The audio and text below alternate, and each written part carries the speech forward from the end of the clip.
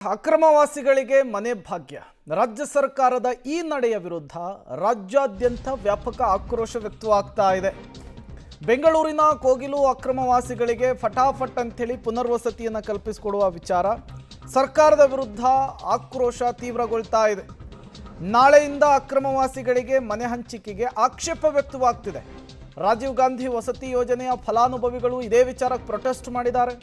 ಬೆಂಗಳೂರಿನ ಕೆಎಚ್ಪಿ ಕಚೇರಿಯ ಆವರಣದಲ್ಲಿ ಪ್ರತಿಭಟನೆ ಆಗಿದೆ.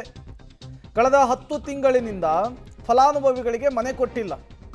ನಾವು ಸಾಲ ಸೂಲ ಮಾಡಿಕೊಂಡು ದುಡ್ಡು ಕಟ್ಟಿದ್ದೀವಿ, ಕಚೇರಿಯಿಂದ ಕಚೇರಿಗೆ ಅಲಿತಾ ಇದ್ದೀವಿ, ನಮ್ಮನ್ನೇ ಸತಾಯಿಸ್ತಾ ಇದ್ದಾರೆ. ಇಲ್ಲಿ ಯಾರೋ ಮನೆ ಕಳ್ಕೊಂಡ್ರು, ಅವ್ರು ಯಾವುದೋ ರಾಜ್ಯದವರು, ಅವ್ರು ಬಂದ ತಕ್ಷಣ ಅವ್ರಿಗೆ ಹೆಂಗೆ ಮನೆ ಕಟ್ಕೊಡ್ತಾರೆ? ಅದು ಈಗಿರುವಂತಹ ಪ್ರಶ್ನೆ. ಇದಕ್ಕೆ ನಾವು ಬಿಡಲ್ಲ, ಕಾನೂನಿನ ಮೂಲಕವೂ ಕೂಡ ಹೋರಾಟ ಮಾಡ್ತೇವೆ, ಮತ್ತೊಂದು ಕಡೆ ಸರ್ಕಾರದ ವಿರುದ್ಧವೂ ಕೂಡ ನಾವು ಹೋರಾಟ ಮಾಡ್ತೇವೆ ಅಂಥೇಳಿ ನೂರಾರು ಸಂಖ್ಯೆಯಲ್ಲಿ ಫಲಾನುಭವಿಗಳು ದೊಡ್ಡ ಮಟ್ಟದಲ್ಲಿ ಆಕ್ರೋಶವನ್ನು ಹೊರಹಾಕಿದ್ದಾರೆ.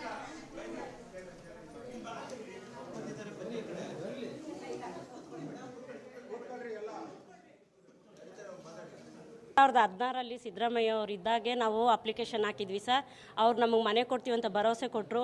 ಅದು 3 ಲಕ್ಷಕ್ಕೆ ಕೊಡ್ತೀನಿ ಅಂತ ಹೇಳಿದ್ರು. ಹಂಗಾಗಿ ನಾವು ಅಪ್ಲಿಕೇಶನ್ ಹಾಕಿದ್ವಿ. ಅಷ್ಟೊತ್ತಿಗೆ ಅವರು ಹಂಚಿಕೆ ಪತ್ರ ಕೊಡ್ತೀನಿ ಅನ್ನೋಷ್ಟರಲ್ಲಿ ಅವ್ರದ್ದು ಸೀಟ್ ಮುಗ್ದೋಯ್ತು. ಅದಾದಮೇಲೆ 2018ಕ್ಕೆ BJP ಅವರು ಬಂದರು. ಆವಾಗ ಅವ್ರು ಅಪ್ಲಿಕೇಶನ್ ಬಿಟ್ಟರು. ಆವಾಗ ನಾವು ಅಪ್ಲಿಕೇಶನ್ ಹಾಕಿದ್ವಿ ಸರ್ 2018ಅಲ್ಲಿ. 2018ಅಲ್ಲಿ ಹಾಕಿದಾಗ 2020ರಲ್ಲಿ 1 ಲಕ್ಷ ಕಟ್ಟಿ ಅಂತ ಮೆಸೇಜ್ ಬಂತು. ನಮ್ಗೆ 1 ಲಕ್ಷ ಕಟ್ಟೋಕ್ಕಾಗಲ್ಲ ಅಂತ ನಾವು ಸುಮ್ಮನಿದ್ವಿ. ಜೂನಲ್ಲಿ 50,000 ಕಟ್ಟಿ 1 ಲಕ್ಷ ಕಟ್ಟೋಕ್ಕಾಗಲ್ಲ ಬಡವ್ರ ಕೈಲಿ ಅಂತ 50,000 ಕಟ್ಟಿ ಅಂತ ಅನೌನ್ಸ್ಮೆಂಟ್ ಆಯಿತು. ಅವಾಗ ಹೋಗಿ 50,000 ಬಡ್ಡಿಗೆ ತಂದು 50,000 ಕಟ್ಟಿದ್ವಿ ಸರ್.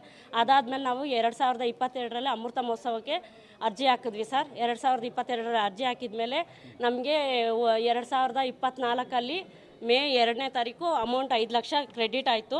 ಅದಾದಮೇಲೆ ನಾವು ತಾಳಿ ಚೆಂದ ತೊಗೊಂಡೋಗಿ ಅಡ ಇಟ್ಬಿಟ್ಟು ಮಿಕ್ಕಿದ ಬ್ಯಾಲೆನ್ಸ್ ಕಟ್ಟಿದ್ದೀವಿ ಸರ್. ನಾವು SC ಬೋವಿ ಸರ್, ನಮ್ಗೆ ಯಾವ ಫೆಸಿಲಿಟಿನೂ ಇಲ್ಲ ಸರ್. ಸುಮ್ಮನೆ ಹೇಳಕ್ಕೆ ಅವರು SC STಗಳು ನಾವು ಹಂಗೆ ಮಾಡ್ತೀವಿ ಹಿಂಗೆ ಮಾಡ್ತೀವಿ ಅಂತಾರೆ. ನಾವು BBMP ನಾವು ಮನೆ ಸರ್ 22-23 ಸಾಲ ಅರ್ಜಿ ಹಾಕಿದ್ದೀವಿ, ಅಮೌಂಟು ಕಟ್ಬಿಟ್ಟಿದ್ದೀವಿ. ನಮಗೆ ಕೀ ಕೊಡಬೇಕು, ಎಲ್ಲ ಆಗೋಗಿದೆ. ಕೀ ಕೊಡ್ತಾ ಇಲ್ಲ, ಇವರು ರಿಜಿಸ್ಟ್ರಿಗೂ ಕರೆದಿಲ್ಲ, ಏನೂ ಇಲ್ಲ. ನಾನು ಅನ್ಕ ಚೌಕೊಂಡು ಹೋಗಿ ಎಲ್ಲ ಆಫೀಸ್ಗಳು ತಿರುಗಿ ಸಾಕಾಗೋಗಿದೆ. 550 ಜನ ಒಂದಾಯ್ತಾ. 2017-18ನೇ ಸಾಲಿನಲ್ಲಿ ಸಿದ್ದರಾಮಯ್ಯನವರ ಬಡ್ಜೆಟ್ನಲ್ಲಿ ಲಾಸ್ಟ್ ಗೌರ್ನಮೆಂಟ್ 13-18 ಪೀರಿಯಡಲ್ಲಿ ಇರ್ತಕ್ಕಂಥ ಗೌರ್ನಮೆಂಟಲ್ಲಿ 1 ಲಕ್ಷ ಮುಖ್ಯಮಂತ್ರಿಗಳ ವಸತಿ ಯೋಜನೆ ಅಂತೇಳಿ ಇವ್ರು ಕಾಲ್ ಮಾಡಿಬಿಟ್ಟು ಅಪ್ಲಿಕೇಶನ್ ಕಾಲ್ ಮಾಡ್ತಾರೆ. ಅವಾಗ ಅರ್ಜಿ ಹಾಕಿದ್ದು ಕೂಡ ಆ ನಂತರ ಬಂದಂಥ ಸರ್ಕಾರ 18ರಲ್ಲಿ ಇರ್ತಕ್ಕಂಥದ್ದನ್ನು ರದ್ದುಪಡಿಸಿಬಿಟ್ಟು ಮತ್ತವಾಗ ಅಷ್ಟೇ ಅಪ್ಲಿಕೇಶನ್ ಕರೀತಾರೆ. 2020-21ರಲ್ಲಿ ಅರ್ಜಿ ಹಾಕ್ತೀವಿ. ಆವಾಗಲೂ ಕೂಡ ಏನಾಗುತ್ತಾರೆ, ಮತ್ತೆ ಆಯ್ಕೆ ಮಾಡಿಬಿಟ್ಟು ಬಸವರಾಜ ಬೊಮ್ಮಾಯಿ ಅವರು ಒಂದು ಆಯ್ಕೆ ಸಮಿತಿನಲ್ಲಿ ನಮಗೊಂದು ಪ್ಲಾಸ್ಟಿಕ್ ಕವರ್ ಕೊಟ್ಬಿಟ್ಟು ಆಯಿತು ಇದು ನಡೀರಿ ನೀವೆಲ್ಲ ಮನೆ ಒಳಗೆ ಹೋಗ್ರಿ ಅಂತಾರೆ. ಆದರೂ ಕೂಡ 7 ವರ್ಷ